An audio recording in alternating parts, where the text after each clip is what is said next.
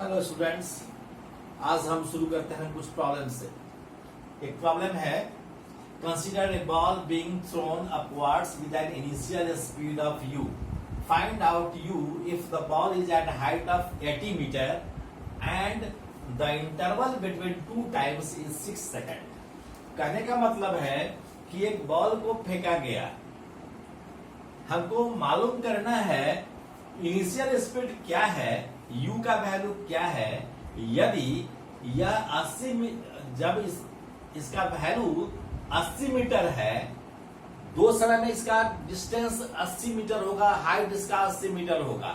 एक जाने के समय में भी 80 मीटर हो सकता है कहीं न कहीं, और एक गिरने के समय कहीं न कहीं हो सकता है। सपोज कीजिए कि जब फेंका गया तो मैक्सिमम हाइट से पहले यहाँ ए पर जब था तो इसका हाइट 80 मीटर था, और जब गिरने के समय जब गिर रहा था तो फिर यहाँ से हाइट इसका 80 मीटर तब हुआ जब यह बी पॉइंट पर था। सपोज कीजिए जब गिर रहा था, उसी लाइन के लॉ हम अलग दिखाए हैं आपको समझाने के लिए।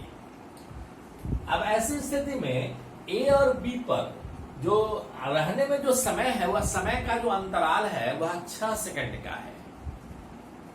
यानी मान लो कि अगर टी समय में ए पर है तो t+6 समय में यह बी पर होगा। दोनों समय का अंतर है 6 सेकंड का, तब u का वैल्यू निकालना है। तो इस क्वेश्चन को बनाते हैं, यूज करते हैं h is equal to ut plus half gt²। h का वैल्यू कितना है 80 metre. This is equal to ut minus half into 10 into t²। Minus sign क्यों दिए?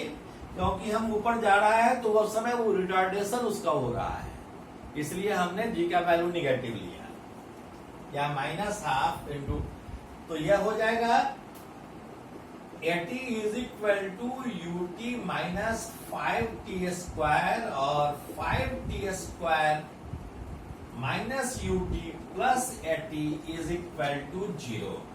क्वाड्रेटिक इक्वेशन बना, इसलिए t बराबर क्या होगा, t इज इक्वल टू आप जानते हैं minus b plus minus b² minus 4ac, b² की जगह पर u² minus 4 into 5 into 80, this is 1600। यह होगा ना, divided by 2a, 2a that is 2 into 5। एक वैल्यू तो यह आएगा और दूसरा वैल्यू आएगा u, दूसरा वैल्यू आएगा u minus root over u² minus 1600 divided by 2 into 5, और दोनों का अंतर 6 सेकंड का है।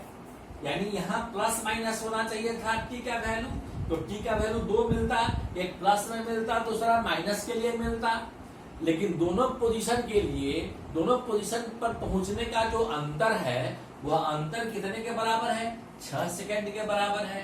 तो हम इस बड़े वाले वैल्यू में से छोटे वाले वैल्यू को घटाया तो वह वैल्यू हो गया कितना, 6 सेकंड। अब यदि हम इसको इक्वेट करें तो इक्वेट करके हम यह वैल्यू निकाल सकते हैं। यह क्या हो गया, u/10 माइनस u/10, यह तो कैंसिल हो जाएगा, तो बचेगा क्या, इतना माइनस इतना डिवाइडेड बाई इतना बराबर है 6। इसलिए u बराबर हम कर सकते हैं, u का वैल्यू आप निकाल लीजिए। यह u का वैल्यू कितना आएगा, u का वैल्यू आप, और u² इज इक्वल टू 2500, इसलिए u is equal to plus minus 50 metre पर सेकेंड।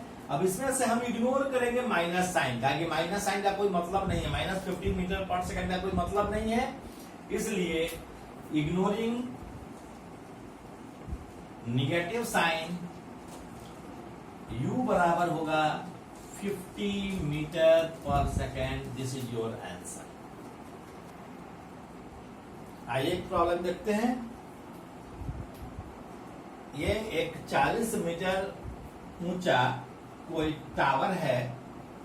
इस टावर से एक बॉल को फेंका गया है 10 मीटर पर सेकंड के स्पीड से वर्टिकली अपवर्ड डायरेक्शन में। तो हमें पता करना है कि कितने समय के बाद यह ग्राउंड पर आएगा, यानी कितने समय के बाद यह मैक्सिमम हाइट पर आकर यह लौटकर ग्राउंड को टच करेगा, यह हमें निकालना है। तो इसको हम बनाने के लिए क्या करेंगे कि अगर ऊपर भी फेंका गया हो और अल्टीमेटली बॉडी को नीचे आना हो ग्राउंड पर, तो ऐसे क्वेश्चन को करने के लिए आप क्या कीजिए कि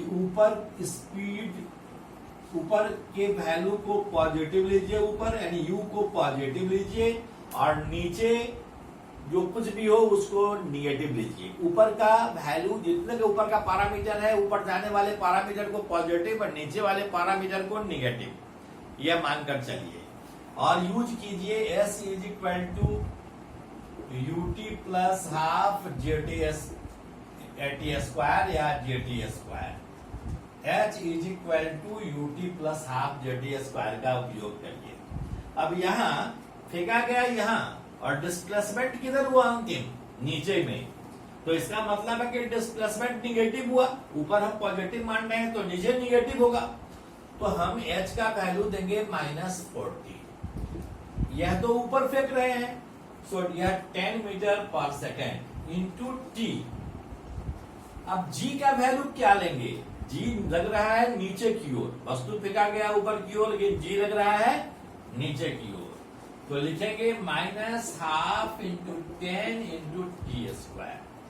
सो -40 is equal to 10T minus 5T square या 5T square minus 10T minus 4T is equal to -40 is equal to 0 और T square -2 into T minus 8 is equal to 0।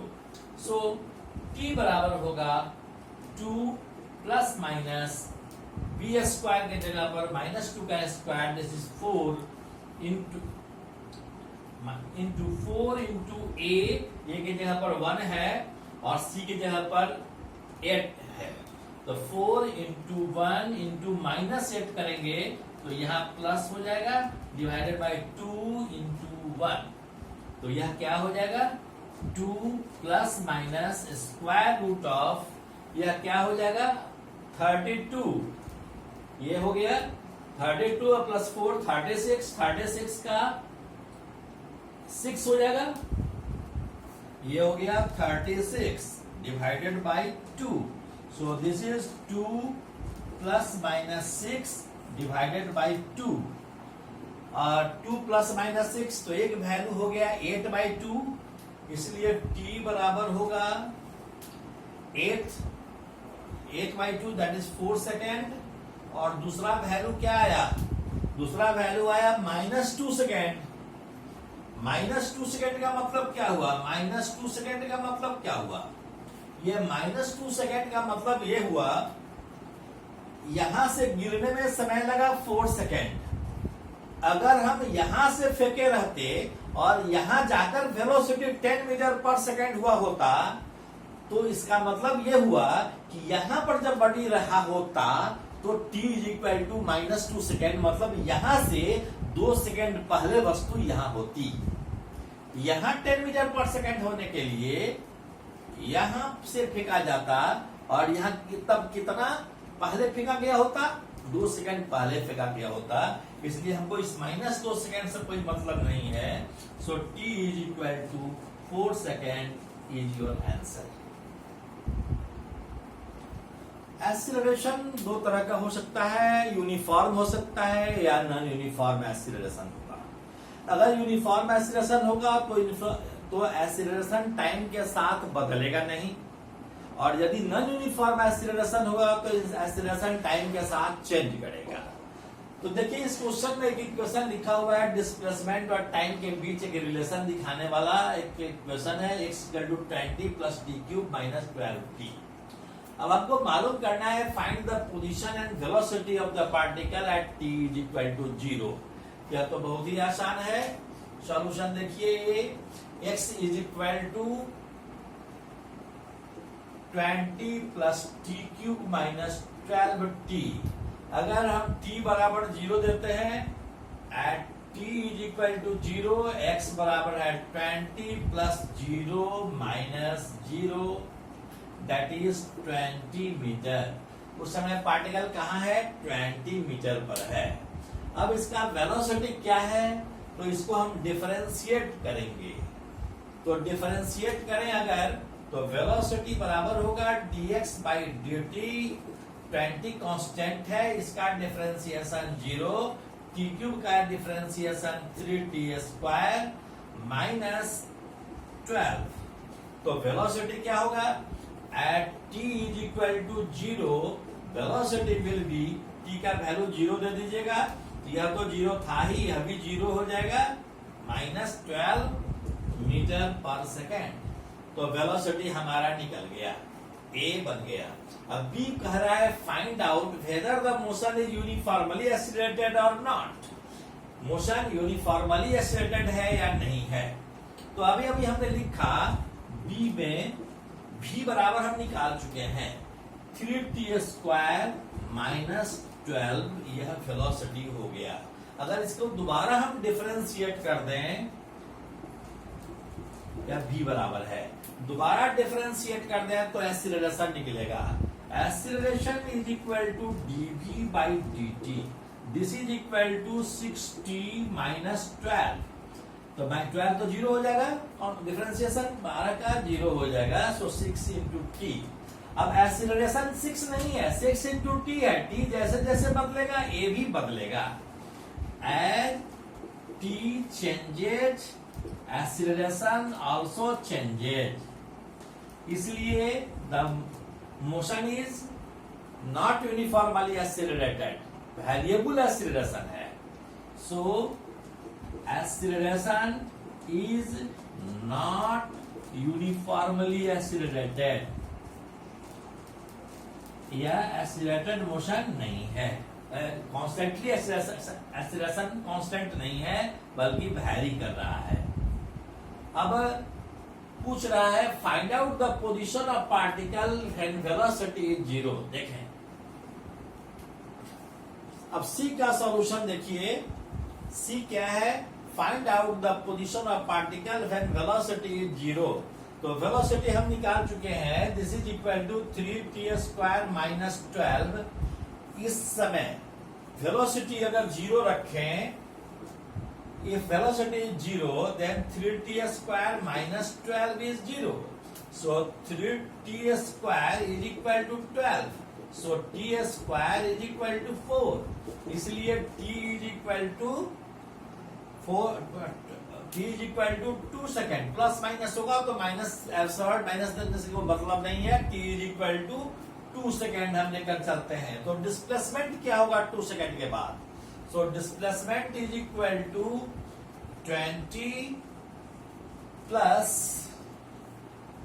t cube, that is 2 to the power 3 minus 12 into 2. This is 20 plus 8 minus 24.